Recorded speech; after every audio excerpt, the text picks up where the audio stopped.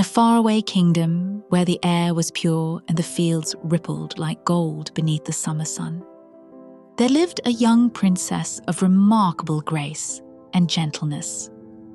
From her earliest days, she had been raised among courtiers and scholars, her heart tenderly molded by lessons of virtue and kindness. Her mother, the queen, loved her dearly, for she saw in the girl not only the light of her youth, but also the hope of the realm's future. When the princess had grown to maidenhood, fair and pure as the first blossom of spring, the queen arranged for her to be married to a distant prince in a neighboring land. The union was to bind two noble houses in friendship and ensure peace across the borders. Preparations filled the palace.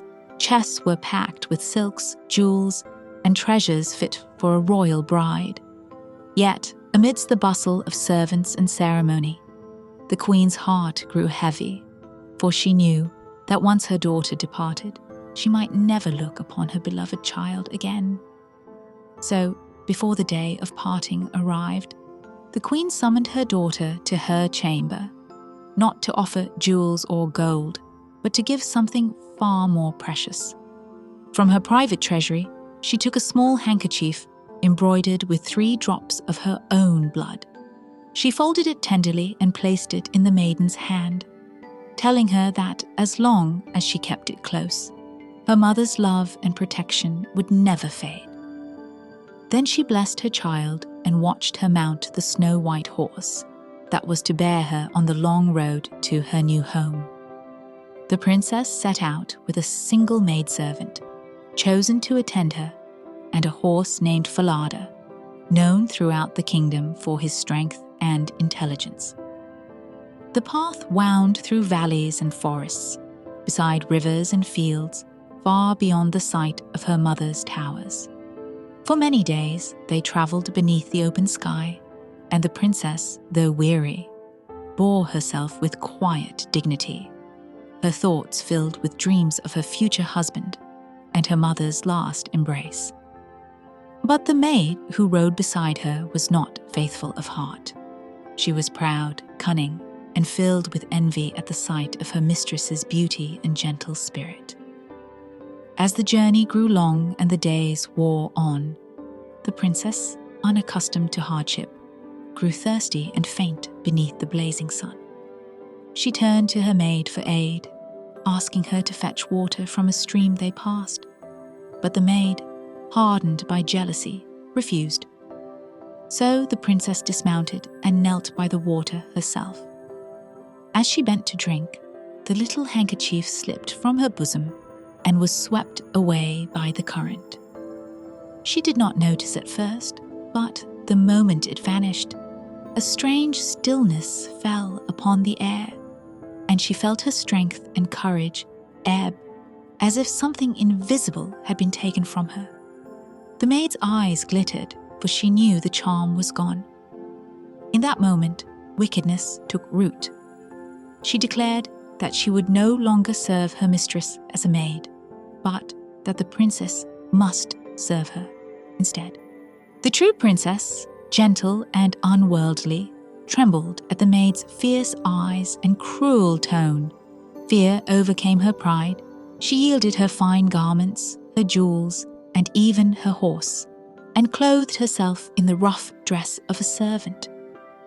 The false maid then mounted Falada and took the lead of the journey, while the rightful princess followed on foot, weeping softly but uttering no word of complaint. Thus they came at last to the prince's city. There the maid, pretending to be the royal bride, was welcomed with great honor. The princess, weary and humble in her rags, stood aside among the servants, unseen and unrecognized. None suspected her noble birth, for she bore her sorrow in silence. The false bride took up her place in the palace, while the true one was sent to tend the geese in the fields beyond the castle walls.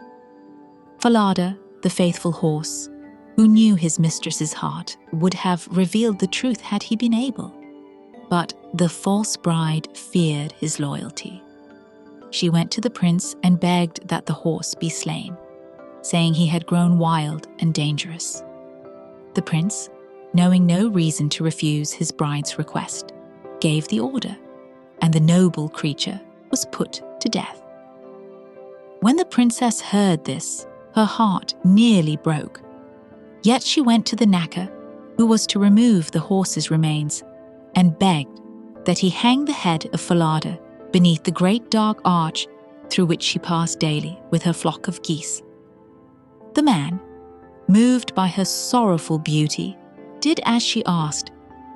Thereafter, every morning when the princess went forth, she would pass beneath the arch and whisper a greeting to her old friend, and the head, by some strange enchantment, would stir and answer her with words only she could hear, bidding her courage and patience.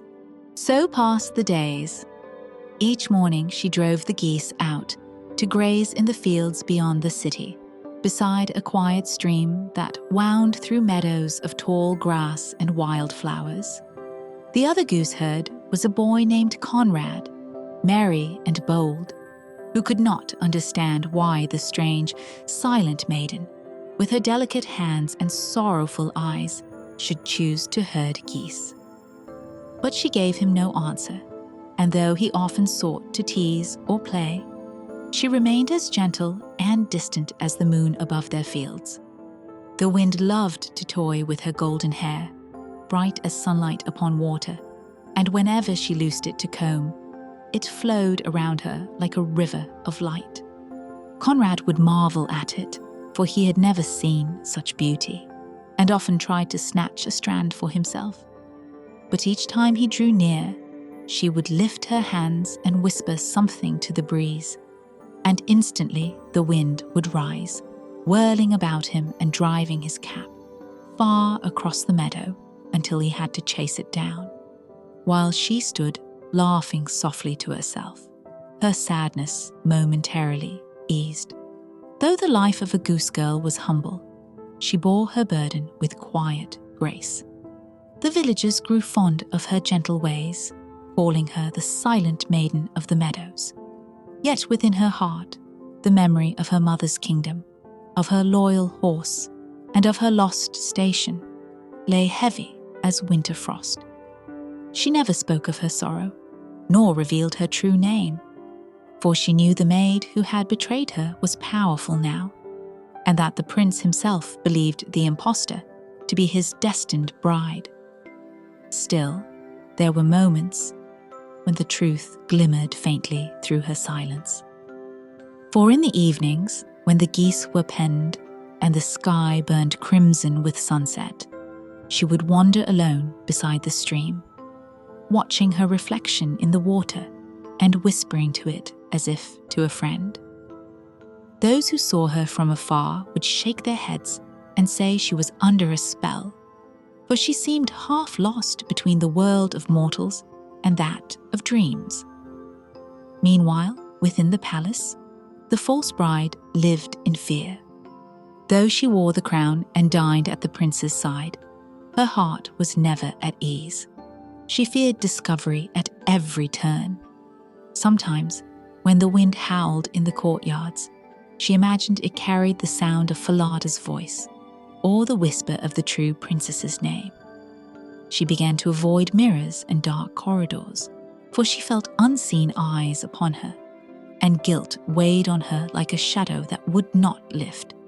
Yet the prince, though courteous and kind, felt a strange disquiet whenever he looked upon his betrothed. She was fair enough, but there was something in her manner, a hardness, a pride, that chilled his heart.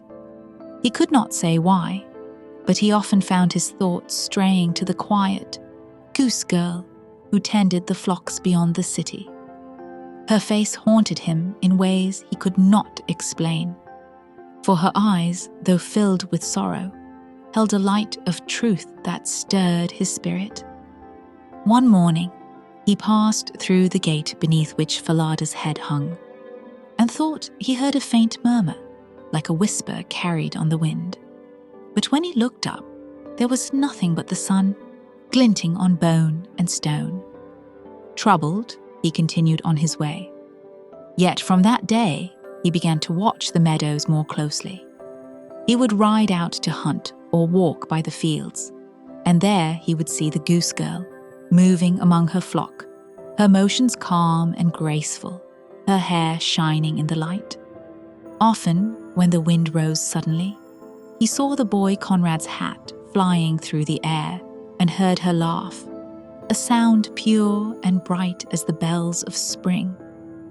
Something within him stirred, and though he did not understand it, he began to sense that destiny had hidden its truest treasure in humble guise. Thus, time passed quietly, the false bride growing ever more restless in the palace, and the true princess tending her geese beneath the endless sky. The kingdom itself seemed to wait, as though some invisible thread held all hearts in suspense until truth should speak again. And though no one yet knew it, the moment of revelation drew near. Autumn descended upon the kingdom, and the golden fields that had once rippled in summer sunlight now swayed under a softer, cooler wind. The air carried the scent of fallen leaves and distant smoke, and the days shortened into quiet, thoughtful evenings. Each morning, the humble goose girl continued her gentle routine. She passed beneath the stone arch where the head of Falada hung, bowed her head in sorrow, and went on toward the open fields with her flock. Though no one else could hear, it seemed that the spirit of her loyal companion still watched over her, offering silent comfort in her solitude. Her daily path did not go unnoticed. The chamberlain, an observant man who often crossed that same archway, began to wonder about the strange maiden who paused before the horse's skull as if in reverence. Sometimes he thought he saw her lips move, and once he fancied he heard a faint murmur echo back to her. Troubled by what he did not understand, he brought word of this to the old king. The king, wise and thoughtful, did not dismiss the tale. He had long been aware of rumors, whispers of a girl among the gooseherds who bore herself like one of noble birth. When he heard the chamberlain's account, he resolved to see with his own eyes. At dawn the next day, he hid himself near the archway, veiled by the shadows of the gate. Soon the maiden appeared, walking with quiet grace, her geese moving in gentle procession behind her. She paused beneath the arch and lingered for a moment, her expression filled with sorrow and longing. The king, watching closely, felt a strange stirring in his heart. There was an air of purity about her, a nobility that no rags could hide. When she moved on toward the fields, he followed from a distance, unseen. Beyond the city walls, the goose girl tended her flock beside the river meadows, where the grass swayed in soft waves and the sunlight glimmered on the water. She loosed her long, golden hair, and it shimmered in the light like a veil of pure gold. The young gooseherd boy who worked beside her laughed and tried to play. Yet each time he reached toward her, a sudden wind would rise, teasing him away, leaving her untouched and calm once more. The king watched from afar, and what he saw filled him with both wonder and pity. That evening, when she returned to the city, the king quietly followed her to the humble dwelling where she lived. The woman who kept the cottage told him that the maiden spoke little of her past, that she was gentle, industrious, and melancholy, and that she often sat by the window after nightfall, gazing toward the distant hills, as though remembering another life. The king thanked the woman and departed, his heart heavy with thought. In the stillness of that night, he pondered what he had seen. There was truth hidden in the silence of the goose girl, and sorrow buried beneath her humility. He decided that the mystery must be unraveled, not through force or command, but through patience and wisdom. The following day, the maiden was summoned to the palace under pretense of helping with household tasks. She came quietly, her eyes lowered, her hands folded before her. The king, kind and watchful, observed her from afar. Her movements were graceful and her bearing noble, yet she seemed bound by some invisible grief. No question could draw more than a faint nod or a whispered reply. And the king saw that fear or honor kept her silent. When all gentle inquiry failed, he devised a different way to uncover the truth. He caused a great stove of iron to be heated in the courtyard and ordered that she be left there alone, free to speak her heart to it, as though confiding in something that could neither betray nor judge her. Left to herself in the glow of the firelight, the maiden at last yielded to her sorrow. Her voice, though low, carried the weight of all she had endured.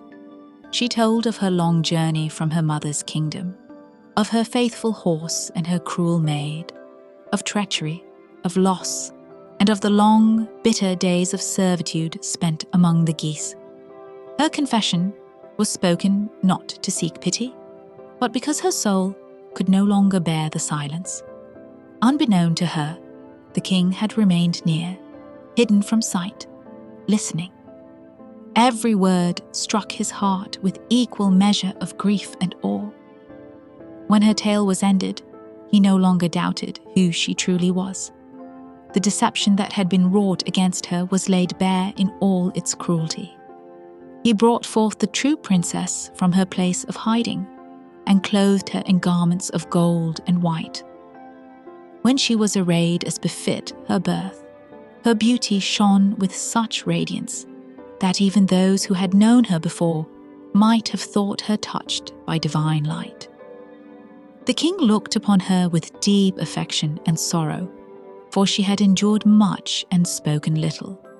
Yet through her suffering, she had shown the strength of true nobility. That evening, the court gathered for a great feast. The prince sat beside the woman who had come to him in the guise of a bride, unaware that her deceit was soon to be revealed. The hall glittered with candles, and the sound of music filled the air. Yet beneath the surface, an unseen tension lingered, like a shadow waiting to fall. At the height of the feast, the king rose. His gaze moved slowly across the hall, resting at last upon the false bride. Without naming her, he told the assembled guests a story. The very story the true princess had confessed. It was told as a fable, yet every detail mirrored the reality of the impostor's crime. The guests listened in uneasy silence, and when the tale was finished, the king asked what punishment such wickedness deserved. The false bride, not realizing that her own deeds had been unveiled, gave her answer, cold, proud, and cruel. It was an answer born of the same heart that had betrayed innocence. The king, grave and unyielding, gave the signal, and her fate was sealed by the very words she had spoken. The hall fell silent once more. The deceit that had clouded the kingdom was lifted, and justice, though slow, had come at last. The true princess was brought forth and placed beside the prince, who saw now what his heart had sensed before, that she was the one destined for him. In her quiet strength and her steadfast patience, he saw a beauty far deeper than the splendor of jewels or crowns. Their wedding was renewed with great celebration. Bells rang across the land, and the people rejoiced, for the rightful queen had been restored. The old king, content in his wisdom, blessed their union, and letters were sent across mountains and seas to the Queen Mother, bearing the joyful news that her daughter was safe and honored once more. Peace returned to the realm. The memory of deceit faded like a passing storm, leaving behind clear skies and calm hearts. The faithful horse Falada was given rest in the royal gardens, his head laid to rest among white roses, and his story was whispered through generations as a symbol of loyalty beyond death. The young gooseherd boy was rewarded for his service and lived contently among the royal stables, proud to have known the gentle maiden who once walked beside him in the fields. In the years that followed, the princess reigned beside her husband with grace and wisdom. She never forgot the lessons of her long trial, that kindness is strength, that patience is nobler than pride, and that truth, though hidden by falsehood, will one day rise again. Her compassion became a light to all who dwelt in her kingdom, and under her rule, peace endured. Sometimes, on quiet evenings, she would walk through the palace gardens alone, where the roses glowed pale beneath the moonlight. The wind moved softly through the trees, and in that gentle murmur, she would imagine the distant echo of Falada's spirit, a whisper of faith and friendship that would never fade. In those moments, she would remember all that had passed, not with bitterness, but with gratitude, for even sorrow had led her to wisdom.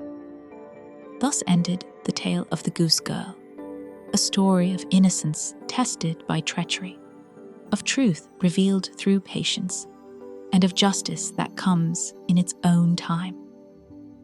The winds that once carried her tears now carried blessings across the land, and in the stillness of every dawn, the kingdom awoke in quiet peace, watched over by a queen who had once tended geese beneath the open sky.